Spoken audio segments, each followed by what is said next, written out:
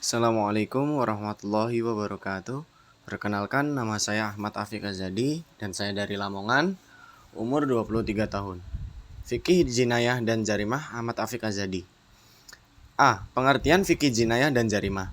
Hukum pidana Islam dalam pengertian fikih dapat disamakan dengan istilah jarimah yang diartikan sebagai larangan syara' yang dijatuhi sanksi oleh pembuat syariat dalam kurung Allah dengan hukuman had atau takzir. Para fuqaha menggunakan kata jinayah untuk istilah jarimah yang diartikan sebagai perbuatan yang dilarang.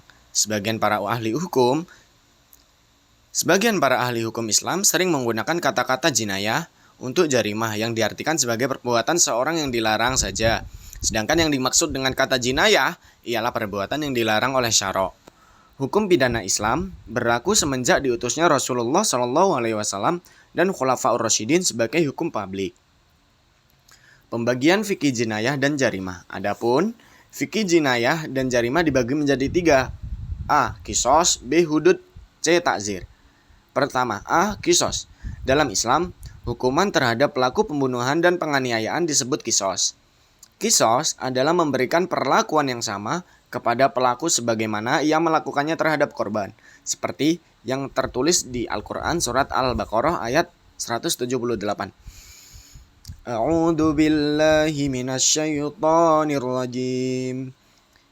Ya ayyuhalladzina amanu kutiba alaikumul qisasu fil qatla al-hurru bil hurri wal 'abdu bil 'abdi wal untha bil untha faman 'ufiya lahu min akhihi syai'un fattiba'un bil ma'ruf فمن عفي له من أخيه شيء فاتباع بالمعروف وأداء إليه بإحسان ذلك تخفيف من ربكم ورحمة فمن اعتدى بعد ذلك فله عذاب أليم.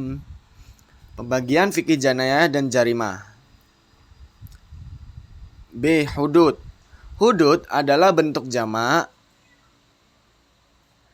dari kata had yang artinya memisahkan sesuatu agar tidak tercampur dengan yang lain. Menurut istilah, hudud adalah sanksi yang sudah ditentukan beratnya oleh Allah untuk setiap tindakan kemaksiatan, sehingga dapat dijadikan pengingat bagi manusia agar tidak melakukannya. C.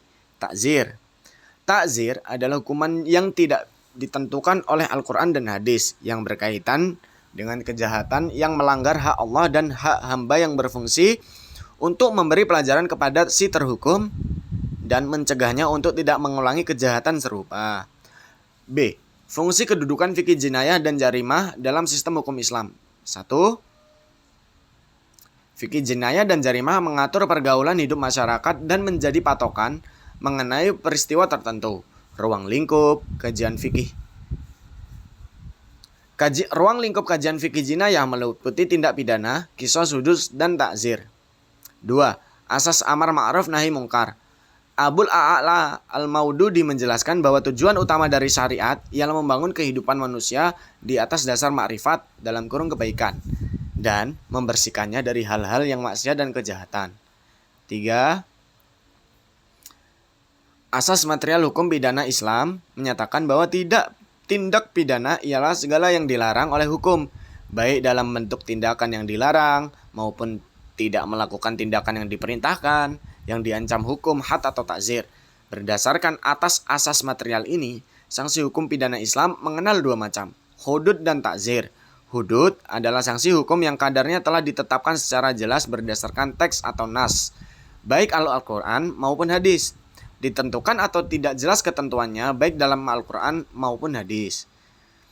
4. Kedudukan hukum jinayah ini semakin dikuatkan melalui pengakuan Undang-Undang Dasar Negara Republik Indonesia 1945 Undang-Undang NKRI yang menyatakan secara tegas tentang mengakui kebebasan beragama dalam artian bebas menjalankan ajaran agama bagi pemeluknya. Sekian PowerPoint yang dapat kami sampaikan. Kurang lebih mohon maaf sebesar-besarnya. Wabillahi taufiq wal hidayah wa ridha wal inayah. Wassalamualaikum warahmatullahi wabarakatuh.